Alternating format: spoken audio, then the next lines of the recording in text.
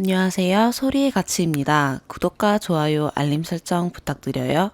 오늘의 사연 시작할게요. 첫 번째 사연입니다. 친구가 제 삶은 충분히 글로 써야 한다기에 글 솜씨 없는 제가 글을 써봅니다. 저는 왕년의 꽃뱀 같은 부류인 여자의 딸입니다.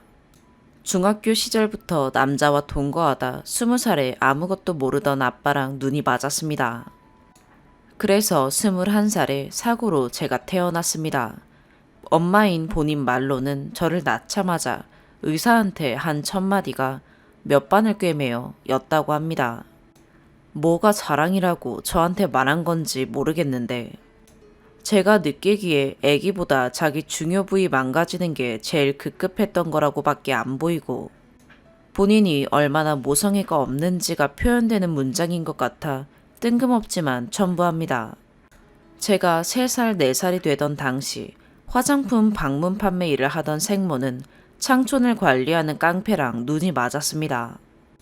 연애도 관계도 맘껏 하고 놀고 창촌에 화장품을 대주면서 회사에서도 막대한 성과와 승진을 했습니다.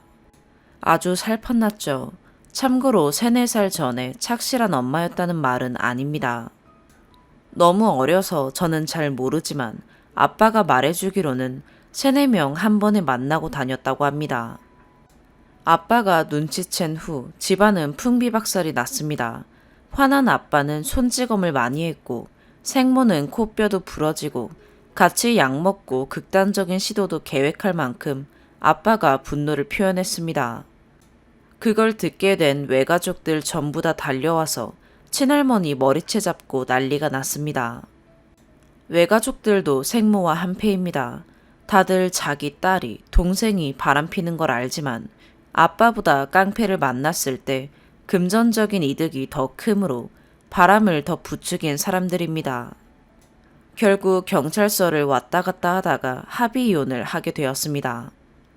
지금 보면 아빠가 손찌검했던 게 통쾌했지만 그 당시 법적으로 양쪽 다 잘못이고 생모를 범죄자로 기록되어 혹시나 제 앞길에 지장이 갈까봐 그랬다고 합니다.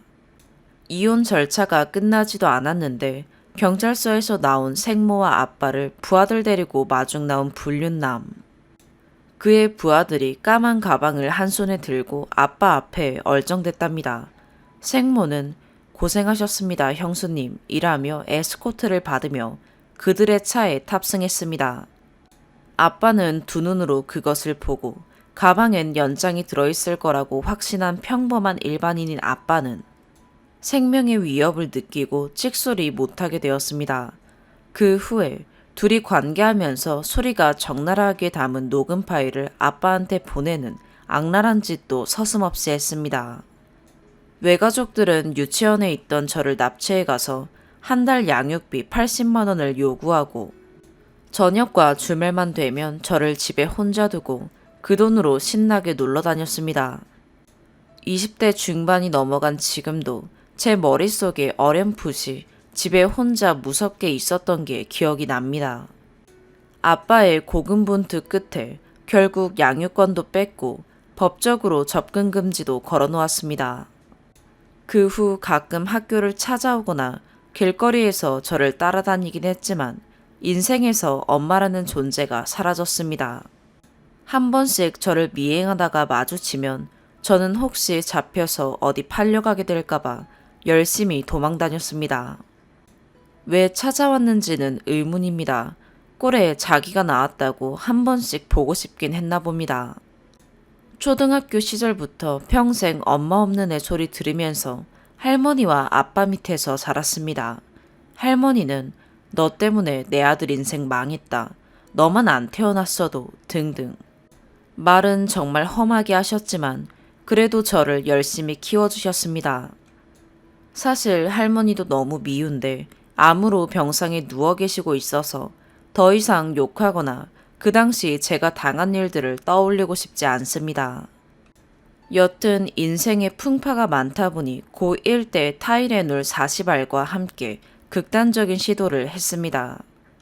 외롭고 관심받고 싶었던 저는 싸이월드 일기장에 한풀이를 했고 그것을 본 생모가 연락을 시도했습니다.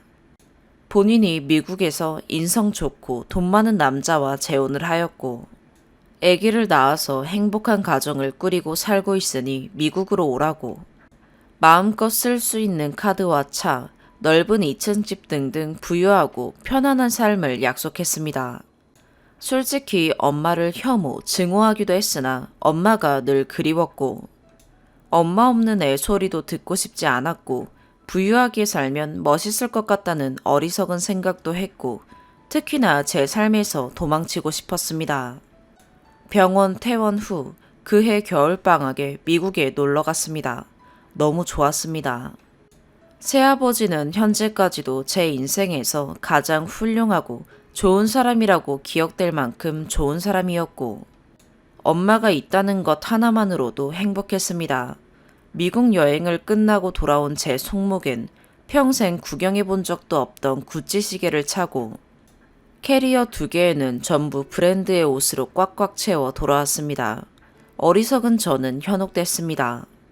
아빠가 저를 키우기 위해 이 일 저 일 닥치는 대로 하면서 저한테 용돈이라고 주는 돈이 작아 보였습니다. 심지어 주변 친구들보다 조금 더 많이 받았고 넉넉하다면 넉넉하게 살았습니다. 그냥 브랜드나 명품만 못 샀을 뿐입니다. 중학교 때 사춘기 없이 잘 넘겼지만 고딩 때 뒤늦게 엄마를 만나고 와서 반항을 시작했습니다. 엄마가 해줄 수 있는 게 더 많다를 시전하고 아빠 마음에 대못을 받고 평생 후회로 남을 시절일 것 같습니다. 고등학교 졸업 후 본격적으로 미국을 갔습니다. 그냥 제가 행복하길 바랬던 아빠는 제 선택을 존중했고 엄마가 이제 나이도 먹었으니 좀 달라졌겠지 하고서 믿고 보냈습니다. 미국에서 첫 1년은 행복했습니다. 이것저것 원하는 거 다 사고 더 이상 할머니의 질타를 안 받아도 되고 다 좋았습니다. 참고로 그냥 여담인데 부부의 세계를 보면서 준영이가 저라서 욕을 할 수가 없었습니다. 아무튼 다시 돌아와서 문제는 생모가 재혼해서 낳은 저와 띠동갑인 동생이었습니다. 제가 처음 봤을 때가 유치원생이었는데 주변 사람을 때리고 꼬집고 괴롭히는 걸 아주 좋아하는 성향의 아기였습니다. 애기가 때려봤자지 라고 생각하는 사람들이 많은데 장난 아니고 피멍이 들어요. 친구들도 에이 하고선 저희 집에 와서 실제로 제 동생을 보고 나면 이해합니다. 저를 볼 때 아기가 두 눈에 가득 담겨 있습니다. 그리고 특히 손에 잡히는 물건들을 제 얼굴이나 뒤통수에 던지는 걸 매우 좋아했습니다. 물론 불특정 물건을 손에 쥐고 저를 때리는 것도 좋아했고요. 살면서 아기를 대해본 적이 없어서 어떻게 할 줄을 전혀 몰랐습니다. 동생한테 타일러도 보고 화도 내보고 발로 차보기도 했습니다. 그럴 때마다 생모가 와서 저한테 윽박을 지릅니다. 쟤는 아직 그냥 애기인데 애기를 상대로 화나는 내가 정말 이상한 사람이고 잘못하는 것이라고 떽떽거렸습니다. 동생은 저를 장난감으로 생각했습니다. 당연하죠. 저에게 뭔 짓을 해도 본인은 애기니까 해도 되는 일이고 엄마는 100% 자기 편이니 자기 발밑으로 인식했습니다. 동생의 폭력의 강도는 점점 심해지고 생모의 주장은 이랬습니다.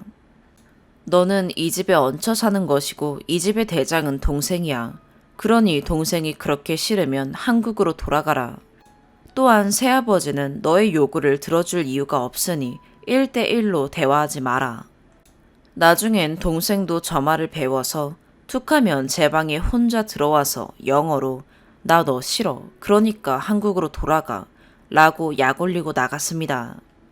저는 그냥 쫓겨나게 될까봐 무서웠습니다. 엄마랑 같이 살고 싶었습니다. 새아버지는 아무것도 모르셨어요. 새아버지에게 말하면 제가 쫓겨나게 될까봐 말한 적이 단 한 번 없습니다.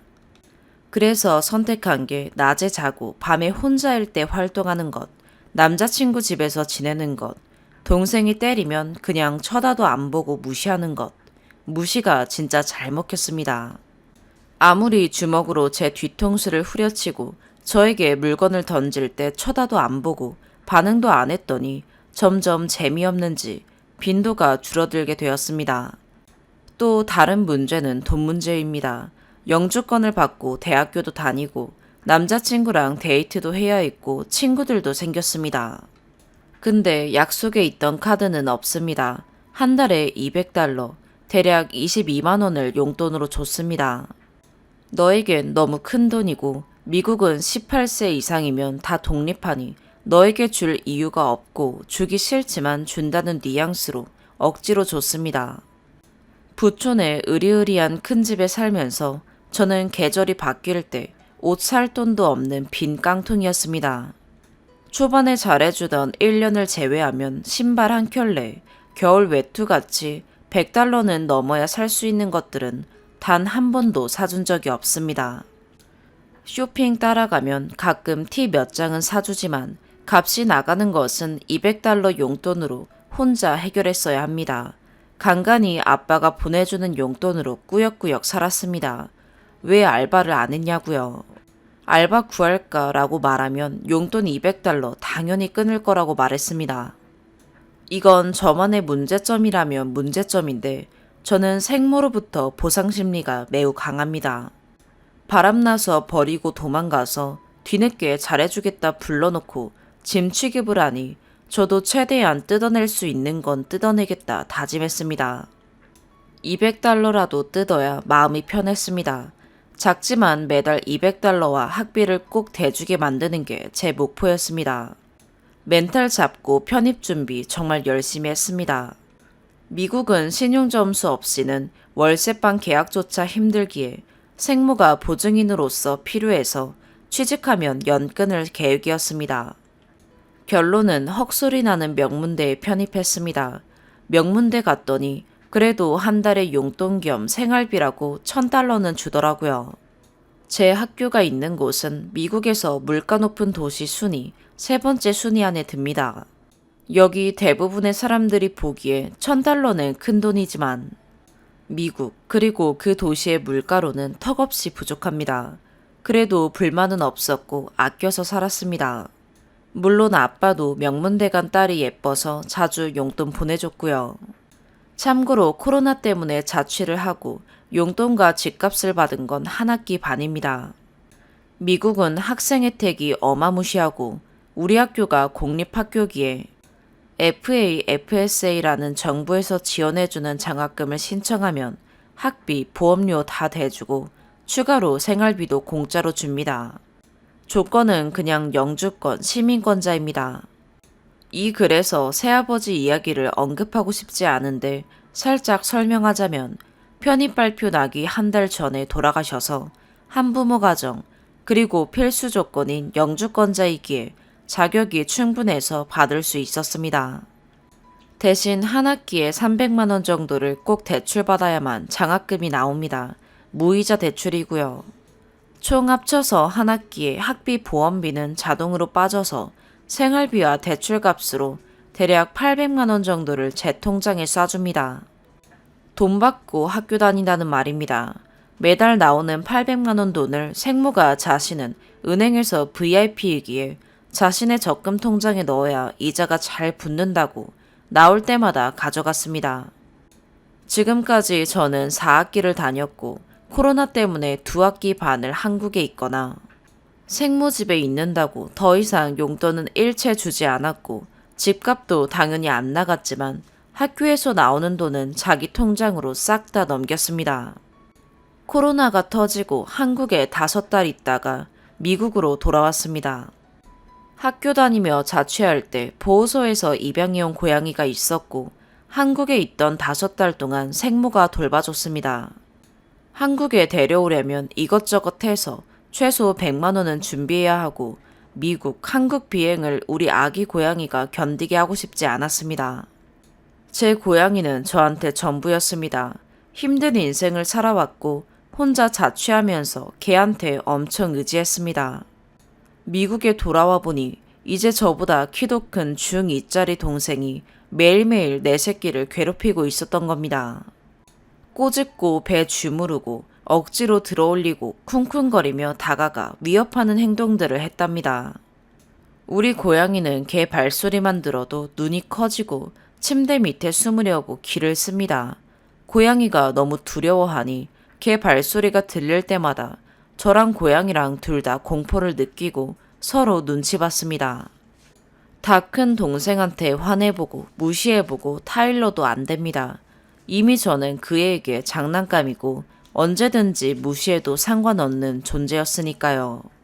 생모한테 좀 혼내달라고 못하게 해달라고 빌고 빌어도 돌아오는 대답은 아닌데 내 아들 동물 좋아하는 착한 애기다. 너 보라고 일부러 장난치는 거지. 너가 없을 땐 안아주기도 하고 예뻐해줘. 아직 애기야. 괜찮다. 중2입니다. 저보다 키도 커요. 물론 너무 오냐오냐 자라서 직접 정수기에 물 받아 마실 줄도 모르고 재워줘야 잘 수 있습니다. 보면 아직 애기기는 합니다. 반찬도 옆에서 작게 잘라줘야 먹을 수 있으니까요. 뭐 이젠 제 알바가 아니고 문제의 그날은 제 고양이가 소리를 질렀습니다. 그랬더니 생모가 정말 처음으로 훈육이랍시고 동생한테 가서 한 소리 해줬습니다. 사실 생모도 제 고양이 매력에 푹 빠져있는 상태였긴 합니다. 근데 훈육이 아닌 게 동생이 키우는 이구아나를 바닥에 던지려 하고 동생 허벅지를 꼬집으며 좋니? 좋아? 라는 식으로 훈육하는 모습을 보고 처음으로 제 얘기를 듣고 혼내서 기분이 좋았긴 하지만 성인으로서 좀 그랬습니다. 뭐라 말하긴 애매한데 좀 생모라는 사람 자체가 그냥 정이 떨어졌습니다. 훈육 방식이 그냥 못 배운 사람 같다고 생각했습니다. 그 후로 화가 풀리지 않은 저는 동생을 쌩까고 지냈습니다. 계속 쌩깠더니 생모도 화났고 또 한국 가라고 하더라고요. 미국 생활 내내 처음에 한국 가라 소리 들었을 때 알겠어 갈게 하고 갈 걸 하는 후회를 항상 마음속에 두고 살았습니다. 사실 코로나 사태로 미국에 정이 다 털려서 더 이상 살고 싶지도 않았고 2학기 남은 학교는 어차피 학비 나오고 사이버대가 되었으니 한국 가도 문제가 없다라고 결정 내린 저는 처음으로 속에 있는 말 다 털어냈습니다. 바람나서 도망간 주제 한 번이라도 나한테 미안하다 사과한 적 있냐? 어쩌고 저쩌고 다 해준다 해서 미국 데려와 놓고 눈치만 보게 했지 뭐 해줬냐? 내가 왜 굳이 쟤한테 잘해줘야 하냐? 나는 이미 장난감인데 라는 식으로 얘기했더니 대답은 웃더라고요. 너무 화나서 이성의 끈을 놓아서 자세히 기억은 안 나는데 기억하는 바로는 미안하다.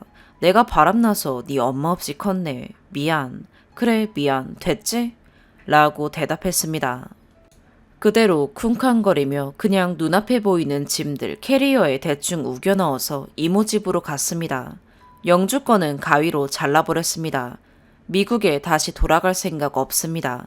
생모한테 전화해서 한국 돌아갈 거고 학교에서 나온 돈들 토해내란 소리 안 할 테니까 고양이 운송 비용만 대달라고 했더니 내가 너한테 해준 게 그 돈보다 더 많기 때문에 줄 수 없다. 지난 몇 년간 잘 수 있는 공간 주고 밥 주지 않았냐. 이래서 머리 검은 짐승은 거두는 게 아니라 하더니 네 능력되면 나중에 데려가라 라고 하더라고요. 생모는 저를 없던 사람으로 만들고 새 가정에서 아무 일 없었던 것처럼 살 수 있었음에도 불구하고 데려와서 재워주고 먹여줬으니 감사하게 생각해야 한다고 생각합니다.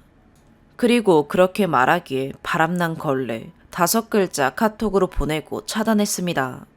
뭐 어찌저찌 해서 생모랑 저랑 공동명의 통장에서 돈 억지로 빼서 마이너스 띄워놓고 고양이 운송비용 해결해놓고 한국으로 왔습니다. 저도 그렇게 될 줄 몰랐는데 은행 시스템 문제가 저를 살렸습니다. 고맙게도 친구가 도와줘서 고양이 잘 준비하고 있고 2달 뒤면 고양이 한국에 올 수 있습니다. 글 마무리를 어떻게 해야 할지 모르겠는데 인생이 힘들었지만 밝았던 저인데 정신과 처방력 없이는 하루에도 수십 번씩 분노해 제 몸과 마음이 지배당해서 심장이 두근대고 숨이 막혀서 하루를 버텨낼 수가 없습니다. 너무너무 복수하고 싶습니다. 특히 생모가 다니는 큰 규모의 한인교회에서 아주 신실하고 돈 많고 성격 좋고 착한 이미지인데 그 교회에 소문 퍼뜨리고 싶어서 매일매일 페이스북 페이지랑 웹사이트 들어갑니다. 참고로 교회 한 번 가면 헌금으로 $200 정도 냈었습니다. 주위에선 부유한 집안이기에 제가 이렇게 돈 문제로 속 끓는 줄 모릅니다. 제 SNS에라도 올려서 어떤 사람인지 실체를 소문내고 싶은데 남이 볼 땐 너무 제 얼굴에 침 뱉는 거니까요. 그래서 결론은 부모 자식 관계인데 그래서 주변에 말하고 다니지도 못하겠어서 여기 찾아와 봤습니다. 일단 그냥 지금은 모든 걸 차단해놨습니다. 평생 영 끊고 살려고 마음먹는 게 쉽더라고요. 장례식에도 가고 싶지 않았습니다. 원래 없었던 엄마, 한 번도 없어 본 엄마, 앞으로 없을 것에 대해서 전혀 아쉽거나 하진 않은데 이 분노를 어떻게 감당해야 할지 방법을 모르겠습니다. 이 글을 끝까지 읽은 사람이 있다면 너무 고맙고 조언 부탁드립니다. 한번 통 크게 엿먹일지 아님 제 분노를 조절할 수 있는 방법이라도 알려주세요. 그냥 다 잊어버리고 평생 없는 사람으로 생각조차 안 하고 살고 싶습니다. 두 번째 사연입니다. 결혼한 지 4년 차, 아기가 18개월이에요. 아이 낳기 전까지는 본 모습을 숨기다가 아기 낳고 나니 시어머니랑 남편이 쌍으로 노예 취급을 하고 무시하네요. 남편은 매번 입버릇처럼 너는 내 노예라고 하더니 정말 노예처럼 대해요. 아기가 커가면서 제가 몸이 안 좋아지고 혼자서는 더는 감당할 수가 없어서 남편한테 저녁에 집에 오면 6시 반부터 8시까지만 좀 봐달라고 했습니다. 그렇다고 제가 아예 안 보는 건 아니고요. 그 시간에 저녁 준비하면서 아기 같이 봅니다. 아기 때문에 싱크대에 서 있는 것도 힘들다 보니까 요리라도 하려면 남편이 옆에서 아기 시선을 좀 분산시켜줘야 밥이라도 해서 먹을 수 있거든요. 근데 자기도 좋다고 8시까지만 보면 자기 자유냐고 해서 그렇다고 하니 진작부터 그럴 걸 좋은 방법이라면서 이틀 그렇게 애보더니 3일째부터 안 봐주더라고요. 그래서 첫날에는 그냥 조용히 제가 봤고 둘째 날에는 화가 나서 얘기를 했죠. 그랬더니 화난다고 가출을 했어요. 그게 저번 주 금요일 저녁이에요.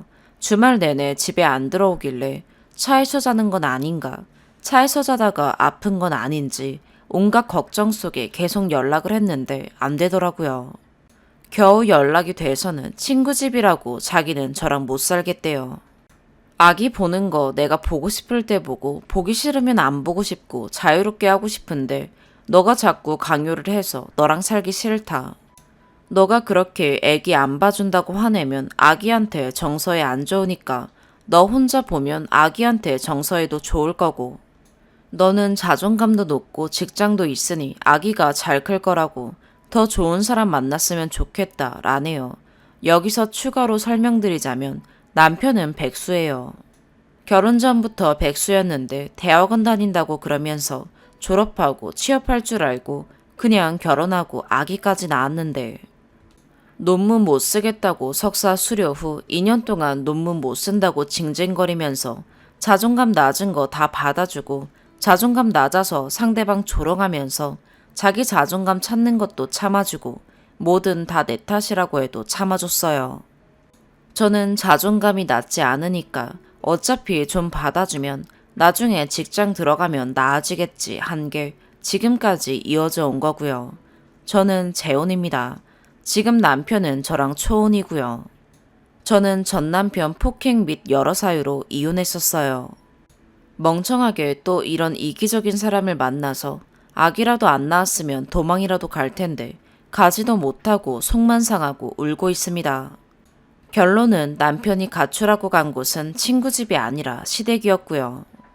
저는 그것도 모르고 시어머니한테 가출한 다음 날 카톡 보내서 도와달라고 말씀드렸는데 읽기만 하고 아무 답장이 없더라고요. 그리고 그 다음 날 아버님한테 카톡 왔는데 제가 아직도 안 들어갔다고 하니까 아예 안 읽고 연락도 없고 좀 이상했지만 남편하고 시어머니, 시아버지 사이가 안 좋아서 아들 일에 이제 관심이 없나 보다 하고 말았습니다. 저도 시어머니랑 사이가 안 좋아서 그래서 저한테도 관심이 없나 보다 하고 말았어요. 시어머니랑 사이가 안 좋은 이유를 얘기하자면 너무 길어서. 제가 아기 낳고 밤새 아기 보고 겨우 잠들었는데 아침에 못 일어나니까 여자가 화장을 해야지. 너가 그렇게 화장을 안 하면 아들이 바람난다. 그러면서 눈도 못 뜨는 저를 30분간 설교하면서 일으켜 세우더라고요. 이건 일부분이고 정말 억장 무너지는 일 많았어요. 어쨌든 그러다 갑자기 돌아와서는 자기 아빠 정년퇴직해서 집에만 있어서 우울증 같다고, 트럭 한 대 사준다고 저한테 물어보지도 않고 계약해주고 보험까지 넣어주고, 어머니가 나중에 준다고 했다면서 뭐 어떠냐고 하네요. 저는 독박 직장 생활에 집에 와서도 밥하고 애 보고 혼자 미쳐가는데, 혼자 외벌이라 돈이 너무 쪼들려서 애 낳고 10원 한 장 적금 못했고요.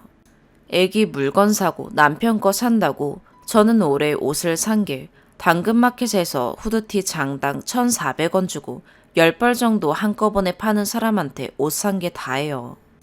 그렇게 살고 있어요. 지금도 그래도 남편 자존감이 너무 낮고 논문도 못 쓰고, 그러니까 직장도 없어서 매번 힘들다 하니 눈치 주기 싫어서 돈 없다 소리한 적 없고 어떻게든 맞춰서 살려고 아등바등하게 살고 있는데, 자기가 결혼 전 가지고 있던 돈이라고 막 써대네요. 저희 아기 아토피인데 지금 살고 있는 집이 30년 된 아파트라 녹물에 거실 벽에 곰팡이에 아기 아토피 낫게 해주고 싶어서 어떻게든 빨리 이사 가려고 집 알아보는데 어떤 집이 마음에 든다고 선입금 300 얘기해도 관심도 없고, 그런 사람이 자기 부모한테는 그 큰 돈을 생각 한번 안 하고 막 쓰네요. 어차피 받을 건데 왜 그러냐면서 새로운 집 이사 가도 어차피 남편이 직장 없어서 제가 대출 받아야 하고 제가 돈 벌어 갚을 건데도 뜨뜻미지근하더니, 결국 각출하고 일요일날 커튼 뒤라 안 보였던 벽면이 곰팡이 범벅인 걸 보고 어떡하면 좋냐고 남편한테 연락하니, 아기는 걱정도 안 되는지 자기 전세 직구해서 나갈 거니까 일요일에 제 이름으로 계약해주라고 하더라고요. 지금 집 전세가 자기 이름이라서 그렇다면서 사람이 집이 곰팡이 때문에 난리가 나면 아기 때문에 아기 옮길 집을 알아봐도 시원찮을 판국에 자기 갈 집이나 알아보고 있고, 여차저차 서로 얘기하고 풀기로 하고 집에 일요일 저녁에 왔는데 다음날, 그러니까 오늘이죠. 남편이 시댁에서 있다가 맘 편하게 맛있는 거 먹고 놀다 온 걸 걸리니까 이제 저는 화를 넘어서 분노가 치밀고 시어머니한테 문자 보냈는데, 보통 시어머니 같으면 그래도 며느리가 걱정한다고 아들이 답장 보내지 말라고 해도 몰래라도 걱정 말라고 해야 하는 거 아닌가요? 제가 문자에 밥도 못 먹고 못 자고 힘들게 아기 보면서 기다리고 있다고 그렇게 써놨는데도 오히려 같이 있던 시어머니와 언니, 그러니까 남편 이모분이 더 걱정하면서 빨리 당장 올라가라고 했다고 하더라고요. 이 글을 읽으시는 분들은 답답하실 거예요. 저 정도면 그냥 헤어지면 안 되냐고 하시겠죠. 저도 이번에 남편 가출했을 때 기회 삼아 혼자서 지내보려고 시도해봤는데 18개월밖에 안 된 저희 아기가 어떻게 아는 건지 눈치가 있는 건지 이틀 동안 평소에 안 하던 행동을 하더라고요. 갑자기 불안해하고 저한테 매달리고 아빠를 하루 종일 찾고 공격성이 증가해서 계속 저를 깨물고 급기야 일요일에는 아빠 사진 보고 울더라고요. 인터넷 뒤져보니까 그쯤 아기들도 다 안다고 감정 표현 전달이 안 돼서 슬픔을 공격성으로 표현한다고. 그 말을 보고 또 마음이 아프더라고요. 아빠가 돌아오니까 갑자기 아기가 밝아지면서 원래대로 활기차게 잘 놀고 아빠한테 안겨서 안 떨어지고 저한테 집착도 안 하네요. 그 모습 보고 그래, 아기가 아빠 이렇게 찾는데 참자고 생각했는데 오늘 남편이 시댁에 갔던 걸 알고는 마음이 다잡아지지가 않아요. 좋게 좋게 넘기기가 힘들어요. 자기가 아기 보는 게 힘들다고 아기 제가 다 보면 자기가 집안일 해준다더니 결론은 오늘 애도 제가 다 보고 집안일도 제가 하던 대로 했습니다. 제가 뭐라고 했더니 자기는 안 바뀔 거니까 싫으면 이혼하면 된다고 너가 선택하라고 하네요. 적반하장도 유분수지. 저런 사람인 걸 알았으면 아기는 절대 안 낳았을 거예요. 아기도 시어머니가 봐줄 거라고. 제가 직장 다니니까 걱정 말라고 하더니 아기 낳으니까 너 같으면 고향 떠나고 싶겠냐고. 오히려 너네 아기 생기게 만들어준 거 감사하게 여기라고 합니다. 저희 엄마가 화나서 전화로 남편한테 얘기하니까 명절에 제가 시어머니한테 전화를 안 해서 자기 엄마가 화나서 그랬다는 둥 말도 안 되는 얘기를 하더라고요. 본인은 우리 엄마랑 1년째 연락 한 통화 안 하고 연락 차단했으면서 저는 자기 엄마한테 연락해야 하나요? 그러면서 장모님이 자기는 불편하다고 장모님이 말을 직설적으로 해서 상처받았다는 식으로 엄마한테 책임 전가하고 내용의 요지가 자기 행동에 대한 잘못인데 전화한 엄마 잘못을 만들어서 오히려 그 얘기를 하고 있더라고요. 매번 대화하면 그래요. 다 내 탓이고 다 자기는 그럴 의도는 없었다입니다. 나르시스트인가 싶어 계속 주의하고 있는데 잘 아시는 분 있나요? 답이 없는 거 알지만 그래도 너무너무 답답해서 적어봅니다. 그래도 쓰고 나니 좀 개운하네요. 긴 글인데도 읽어주셔서 감사합니다. 세 번째 사연입니다. 30대 초 부부입니다. 제가 나쁜 건지 가끔 판단이 되지 않아서 조언을 구하고자 글을 올려봅니다. 좀 갑갑합니다.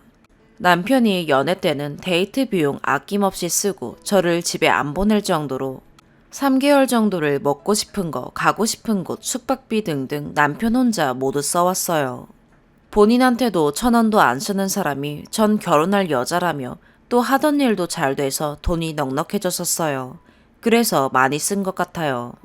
남편의 적극적인 구애로 저희 부모님께 허락을 받고 동거를 시작했습니다. 서로 너무 사랑해서 급했어요.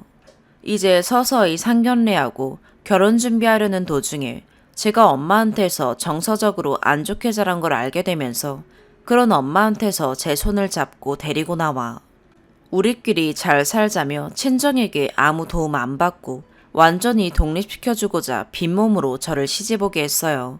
너무 고마웠습니다. 그 후로 부모님 얘기를 안 하고 제가 상처가 될 만한 이야기를 아예 안 해주는 복덩이 같은 사람입니다. 그 사이 저희 부모님은 이혼을 하셨고 상견례, 결혼식 모두 미뤄진 상태예요.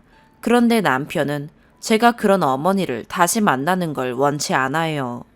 그래서 결혼식도 우리끼리 해외에서 하고 오자는데 전 그래도 아빠가 그동안 회사 생활 30여 년을 하시면서 뿌려온 게 많으시고 저도 인생에 한 번뿐인 결혼식을 꼭 하고 싶거든요.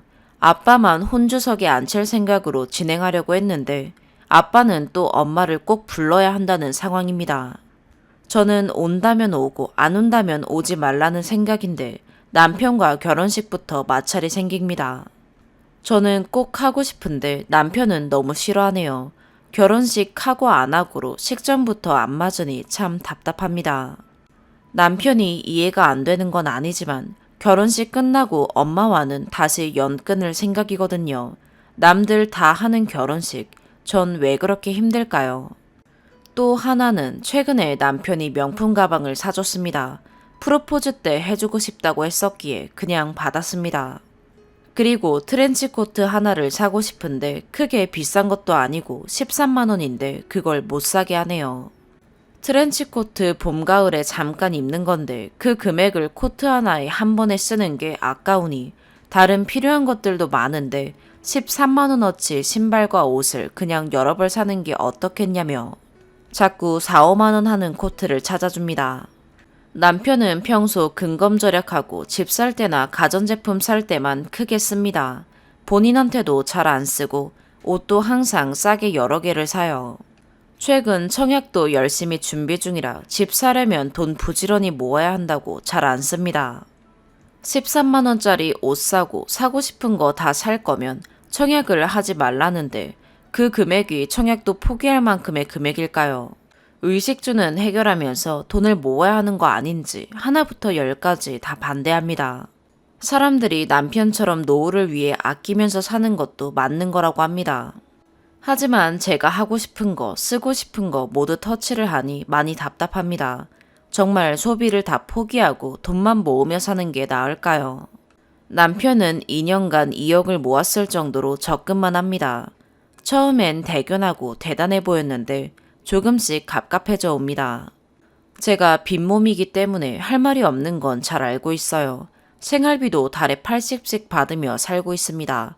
그 80 안에서 옷 좀 사려는데 제가 너무 소비하는 걸까요? 욕먹으려고 쓴 건 아니고 조언해 주시면 감사하겠습니다. 전 정말 제가 심한 건지 모르겠어서요. 그리고 최근에 제 생일이었습니다.